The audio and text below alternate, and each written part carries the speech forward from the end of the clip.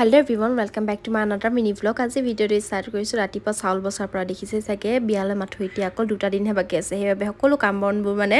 আগতীয়াকৈ আজৰি কৰি থোৱা হৈছে কাৰণ দুটা দিননো কেতিয়া পাৰ হৈ যাব গমেই পোৱা নাযাব সৰু সৰু কিছুমান কামবোৰহে থাকি যায় সেইবাবে চাউলটোত বাছি লোৱা হৈছে আৰু বেটি কানলেও মানে পলিঅ' দিবলৈ বুলি কাৰণ পলিঅ'টো মেইন সকলোৱে জানে চাগে যিমান কামৰ মাজত হলেও আনিবই লাগিব